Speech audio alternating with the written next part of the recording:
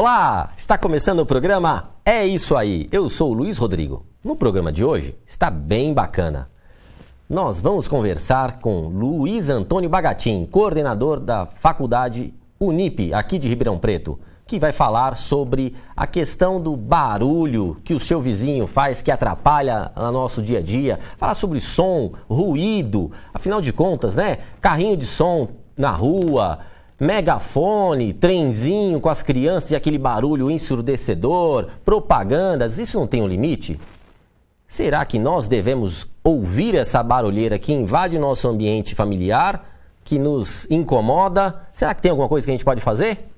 E no segundo bloco, nós vamos receber a visita ilustre do deputado federal reeleito Arnaldo Jardim, representante da bancada ruralista e um representante aqui da nossa região, que vai falar sobre as novidades no setor agrícola, que é de interesse de todos os canavieiros, que é de interesse da nossa região. Então, é um programa bem bacana, um programa ilustre.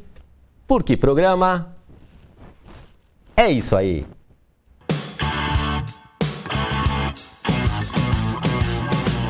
Agromil Agronegócios. Você encontra fertilizantes, gesso agrícola, adubação foliar, calcário e fosfato, mecanização agrícola. Você já ouviu falar em fertilizante com ureia protegida? Estou falando do fertilizante Super N da Fertipar. Tem a facilidade de aplicação sem problemas de empedramento.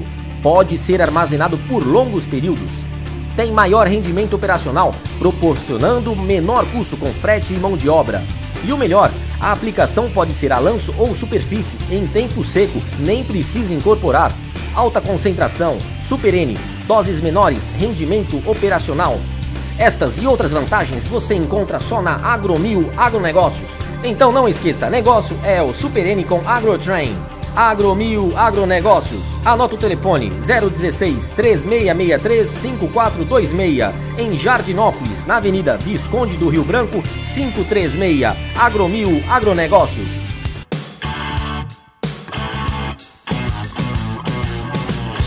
Olá, estamos de volta com o programa É Isso Aí. Nós vamos conversar agora com um engenheiro civil. Ele que é engenheiro em segurança do trabalho, professor universitário, perito judicial e coordenador da pós-graduação da Unip em Engenharia e Segurança do Trabalho. Nós vamos conversar com Luiz Antônio Bagatin.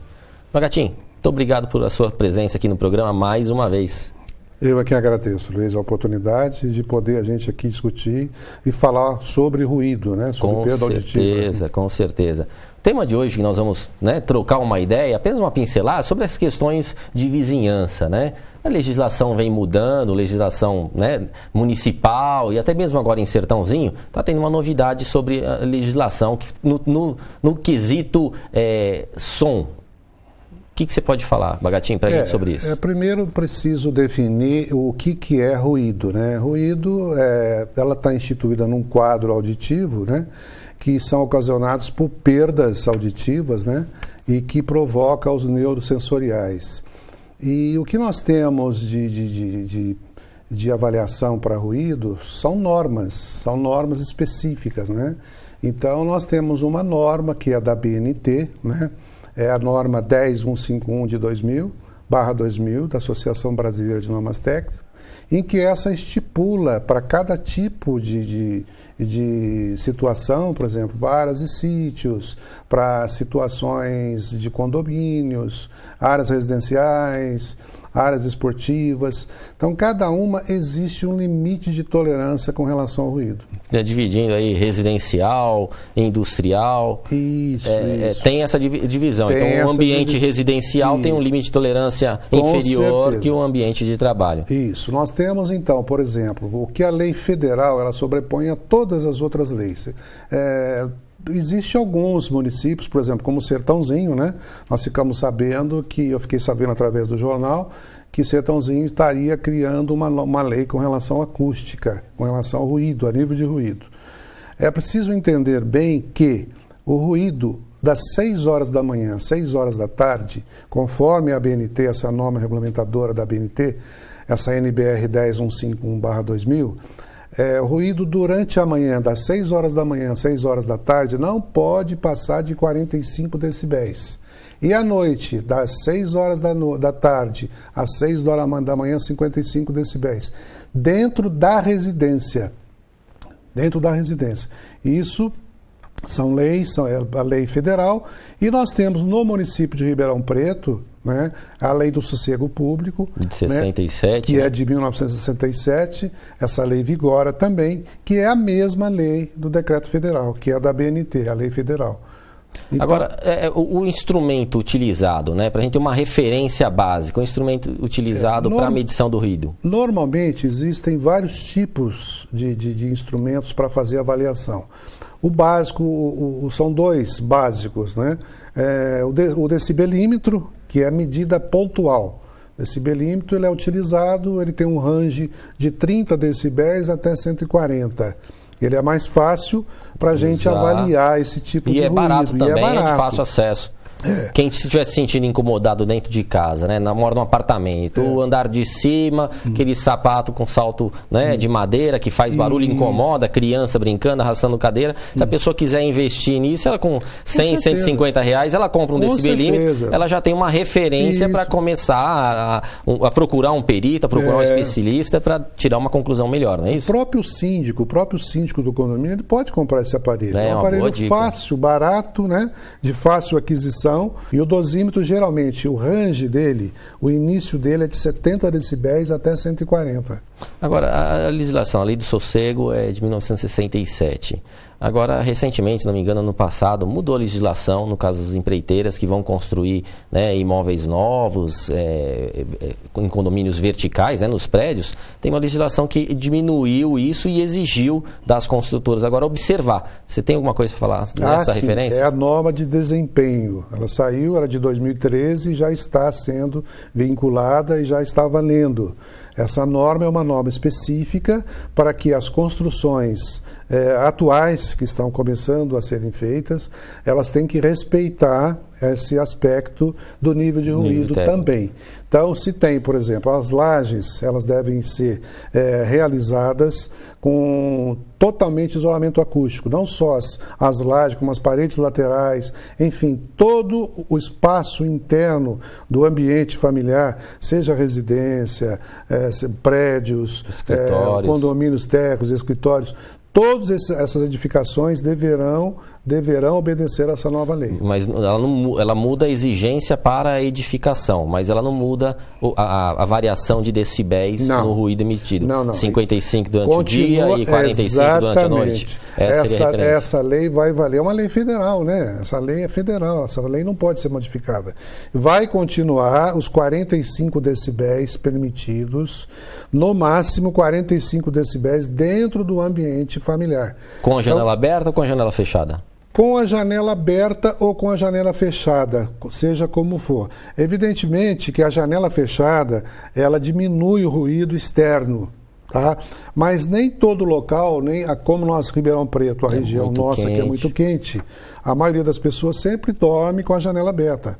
Agora, tem um caso interessante que é de uma senhora de idade que ficava totalmente desestruturada emocionalmente por conta de barulho de uma transportadora próximo ao imóvel dela, né? Como é que é isso? Na realidade é um supermercado novo que está em Ribeirão Preto, próximo das avenidas principais, a gente não vai aqui mencionar o nome, e eu cheguei a realizar 9 medições nesse local, e o ruído era intenso. E quando nós nos deparamos com essa senhora, no 12º andar do prédio, ela estava lá com uma cartela de 1 dúzia de ovos, jogando os ovos lá da janela dela, achando que os ovos estariam chegando nesse supermercado, né? Nesse hipermercado. E, na realidade, não chegavam esses ovos lá. Quando nós descemos até o andar térreo para fazer a avaliação também no térreo, nós vimos que todos os carros da garagem estavam com os ovos todos eles.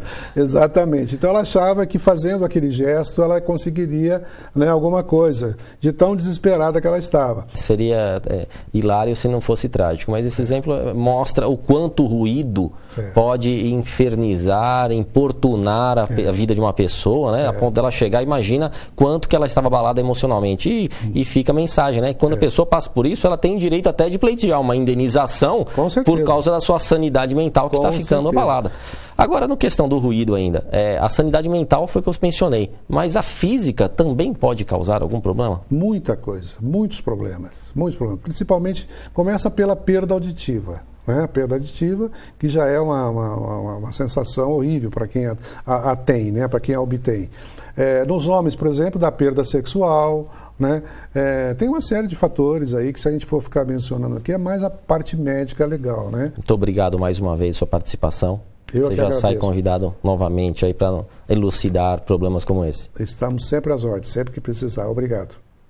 O programa volta já, não sai daí.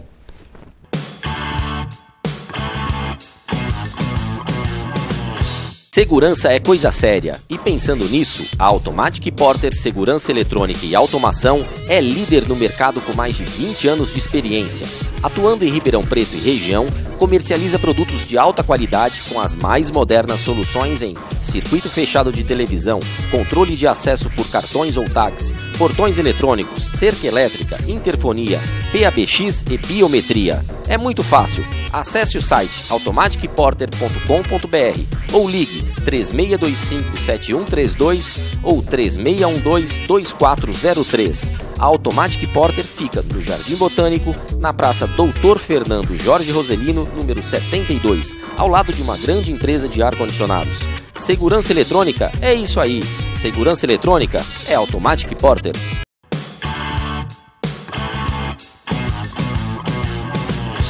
Olá, estamos de volta com o programa É Isso Aí. Eu sou o Luiz Rodrigo e hoje nós estamos recebendo uma figura ilustre, um representante com forte atuação da bancada rural. E é um representante da nossa região que representa os agricultores com veemência. Nós estamos falando do querido deputado federal, reeleito agora nas novas eleições, Arnaldo Jardim. Deputado, muito prazer, muito obrigado por estar aqui. Uma alegria muito grande, Luiz, poder estar com você. É isso aí que são os desafios que nós estamos enfrentando. Quero lhe parabenizar pelo programa, muito bem sucedido aqui. Desejar que ele cada vez mais possa informar, ser uma referência para as pessoas da nossa querida Ribeirão Preto. Cumprimentar a TV RP por tê-lo aqui no programa e dizer da minha alegria de estar aqui, prestar contas daquilo que nós estamos fazendo, receber as suas sugestões dos nossos telespectadores também, isso que ajuda a termos uma melhor atuação. Ok. Deputado, para nós iniciarmos, eu já tive a informação que hoje nós passamos por um momento expressivo de votação e conseguimos, para o setor sucroenergético, conseguimos um benefício fiscal, né, de restituição do imposto de exportação. O que o senhor pode falar desse momento aí de transição? Esse momento que ocorreu efetivamente, como é que foi isso? Luiz, você sabe muito bem que o setor sucroenergético vive uma crise sem precedentes. Nós temos mais de 60 usinas que fecharam nos últimos 4 anos, outras 70 estão em recuperação judicial. Isso provoca um dano enorme a toda a nossa região, provoca aqui em Ribeirão Preto uma queda muito acentuada, quer seja pela arrecadação direta, na medida em que esse setor diminui a sua atividade, quer seja pelos desdobramentos que há em toda a logística, em toda a parte administrativa, toda a parte de serviços que vive em torno da questão da cana, da questão do nosso etanol, na questão do nosso açúcar. Eu assumi, há 1 ano e meio aproximadamente, a responsabilidade, indicado por mais de 250 deputados, para ser o presidente da Frente pela Valorização do Setor Sucroenergético. Você tem acompanhado isso e eu menciono aqui a vocês alguns dos fatos que nos permitiram avançar. E se não resolver a crise, está longe de ser resolvida, infelizmente, pelo menos minorar esses efeitos. Nós conseguimos retirar o PIS/COFINS da cana. Isso foi muito importante. Conquista expressiva. Depois disso, uma conquista expressiva realmente, dá um ganho aproximadamente de rentabilidade de 12 a 14 centavos no litro de etanol, faz diferença.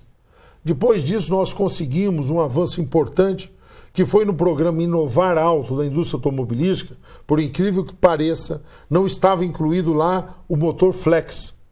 E no híbrido que se projeta para o futuro, nós estamos agora tendo um salão de automóvel aberto em São Paulo, tem um carro híbrido lá, Luiz, que é uma coisa fantástica. Ele é capaz de andar com uma única carga 900 quilômetros. Né? E nesse carro, que é o caso do futuro, nós deveríamos projetar etanol e elétrico. E o governo só definiu no primeiro instante gasolina e elétrico. Então nós conseguimos aprovar isso. Depois, nós temos hoje uma crise de energia. Quer seja pela seca, quer seja pelo encarecimento de fontes outras, e nós poderíamos estar gerando muito mais energia a partir do bagaço da cana. O governo dizia que era caro, não contratou. Hoje está pagando o dobro para as termoelétricas de uma energia que estava aí disponível. Então nós conseguimos agora que venham leilões específicos para contratar essa fonte de energia. Foi um avanço importante também. Os jornais dessa semana trouxeram uma notícia de que os estudos técnicos foram completados e uma emenda minha foi aprovada e depois sancionada pela Presidente da República, e nós vamos aumentar a mistura do álcool anidro de 25% para 27,5%. Exatamente isso. Dá um consumo adicional de 1 bilhão 300 milhões de litros. Então, tudo isso foi importante. Essa medida que você se refere é uma notícia muito recente, você está atualizado, que foi agora no Reintegra, que é o apoio às exportações. Na proposta que o governo havia mandado, não estava incluído a exportação do etanol e a exportação do açúcar. E nós conseguimos incluí-lo, com isso o Reintegra se estende também pelo setor. Foram coisas importantes, mas nós ainda temos um caminho por trilhar. E a diferença da competitividade do etanol só vai acontecer se houver de novo o imposto sobre o petróleo. Por que sobre o petróleo? Porque o petróleo é combustível fóssil. Demorou 30 milhões de anos para a natureza formar. Tá certo? É altamente poluente. E na sua cadeia produtiva gera pouco emprego. Por isso que quando nós comparamos com isso, um outro que é renovável, a cada safra você planta e a natureza recicla.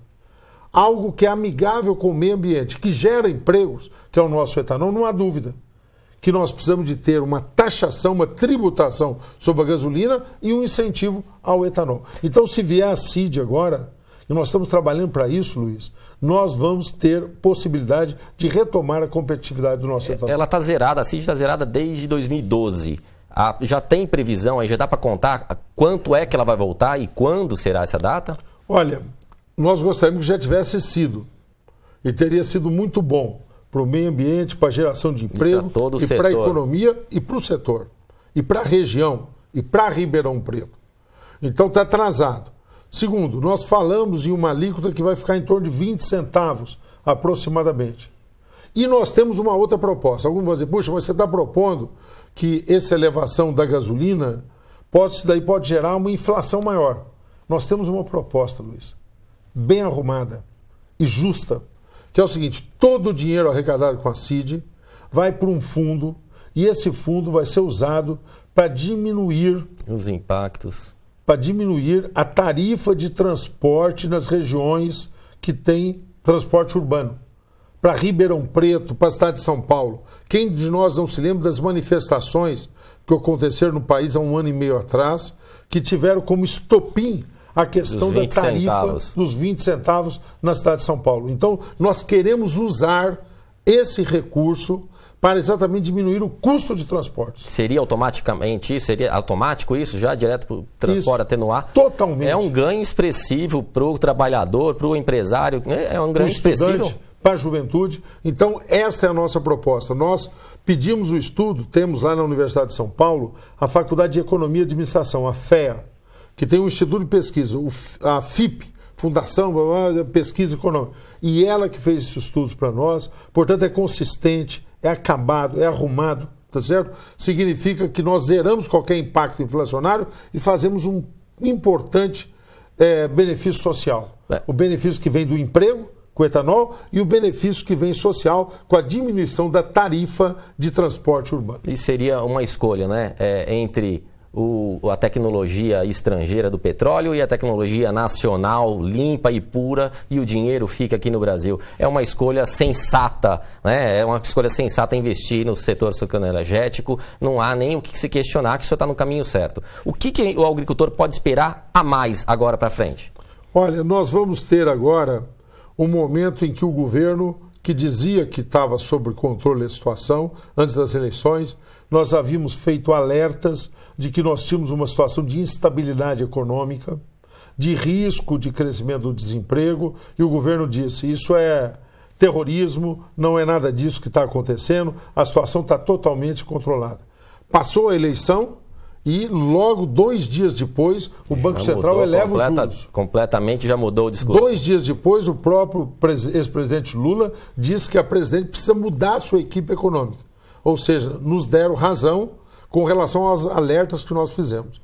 É fundamental hoje que nós tenhamos um ajuste do modelo econômico. E nesse ajuste do modelo econômico, nós queremos sentar na mesa com o setor da agricultura, e o setor da agricultura quer ser ouvido nesse momento de ajuste. Não há dúvida de que a âncora na nossa balança de pagamentos foi garantida pela agricultura. Por vários anos, os últimos 2 anos foi nisso. Todos os anos tem sido isso, nos últimos 2 anos você está frisando, está correto isso. Foi quem garantiu. A manutenção do nível de emprego veio também pela agricultura.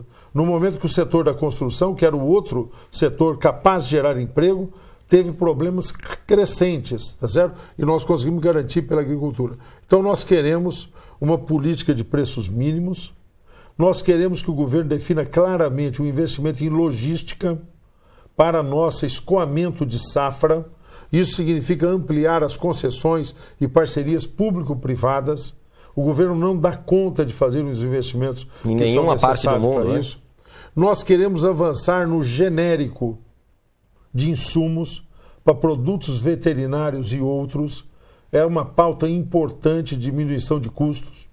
Nós queremos que a Embrapa, por exemplo, tenha intensificado todo o seu programa de pesquisa para novos cultivares para fazer, tá certo? E nós queremos um fortalecimento do Ministério da Agricultura.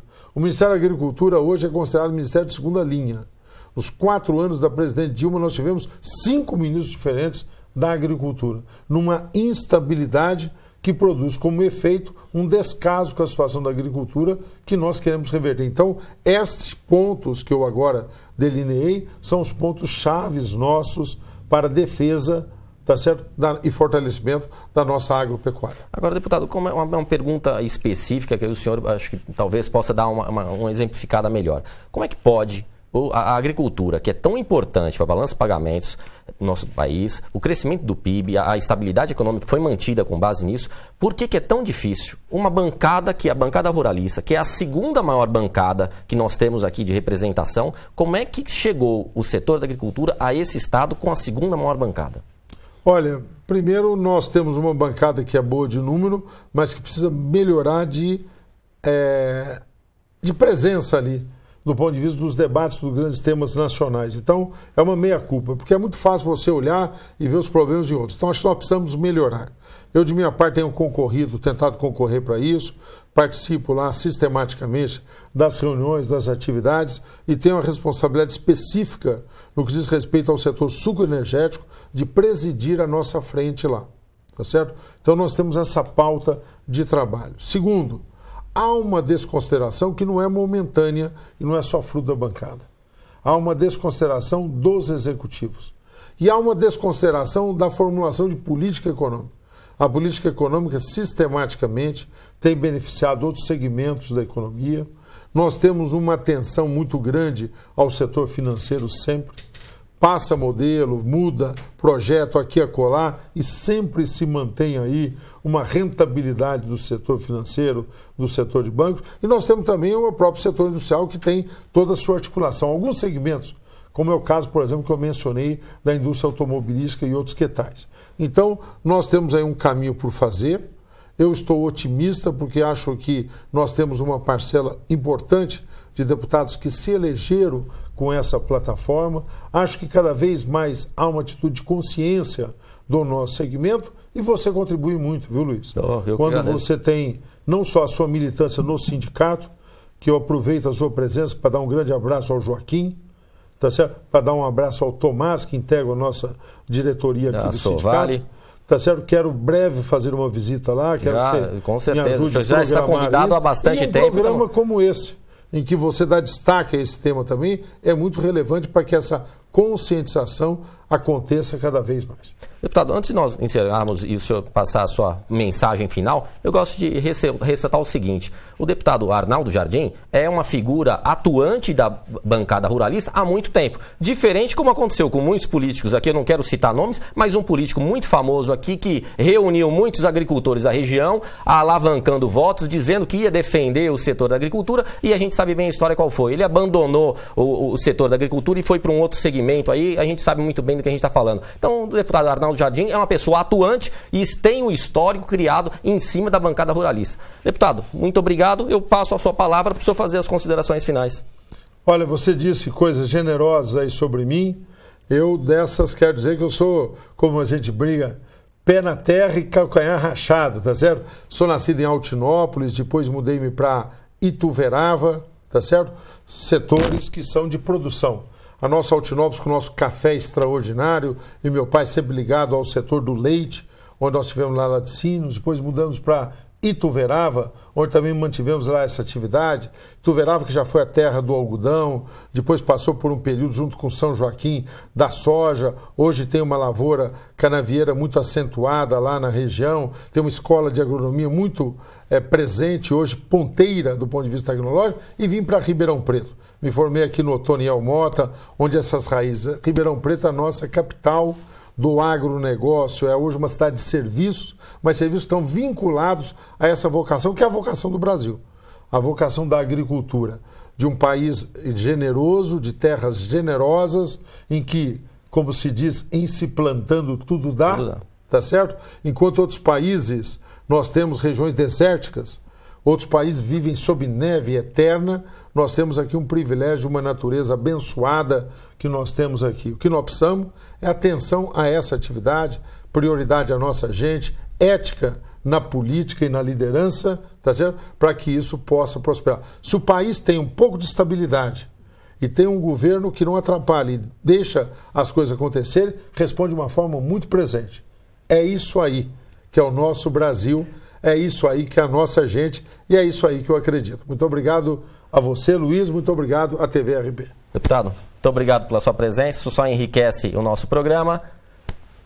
E programa é isso aí. A gente se vê no próximo domingo. Até lá!